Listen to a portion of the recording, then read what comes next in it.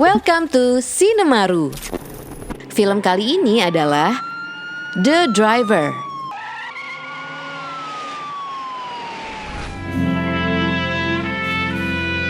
Karakter utama kita di sini julukannya The Driver. Dia kayak getaway driver gitulah ceritanya.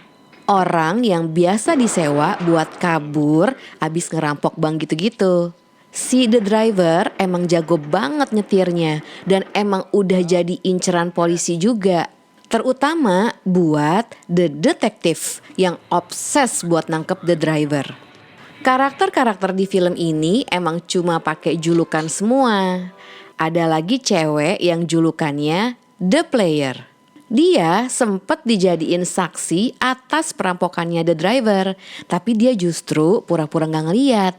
Dan itu ngebuat dia jadi partneran sama The Driver untuk dapetin apa yang dia mau. Satu lagi adalah The Connection, cewek yang nyediain job dari Underworld buat The Driver.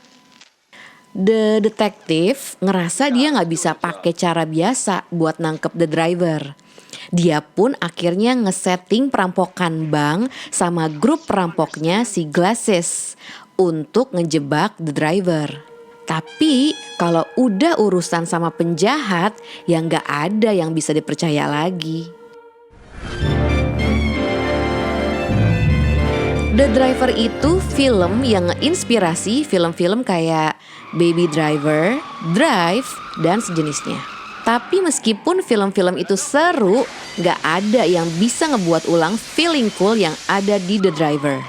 Coolnya tuh yang asli cool dan gak dibuat-buat. Karakternya gak banyak omong. Mereka udah kayak punya telepathic understanding satu sama lain. Dan kita penonton pun gak dijejelin sama exposition. Ya karena gak perlu sama sekali. Meskipun aku juga suka sama film Drive, tapi ya kalau dibandingin The Driver sih beda level. Apalagi sinematografinya. Bukan cuma ngasih heightened reality yang moody dan enak dilihat, tapi juga nambah layer lain yang ngasih immersive experience buat penonton. Dan semuanya subtle, juga seolah-olah effortless. Ryan O'Neal jadi The Driver itu juga perfect banget ya. Bukan kayak tough guy yang klise.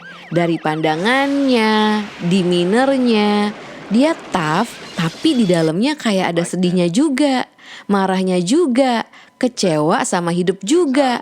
Ada depthnya lah tanpa harus ngomong. Berlaku juga buat karakter lainnya yang sama-sama harus hidup di dunia kriminal yang keras. Tapi ada sih sebenarnya satu karakter yang banyak dialognya di film ini. Karakternya Bruce Dern yang jadi The Detective. Meskipun settingannya dia tuh kayak tanda kutip antagonisnya di film ini, tapi karakternya dia tuh buatku keren banget.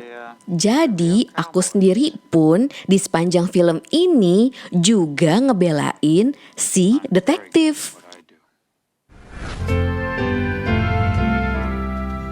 Film yang aku rekomendasiin abis nonton The Driver itu adalah Thief, bikinannya Michael Mann.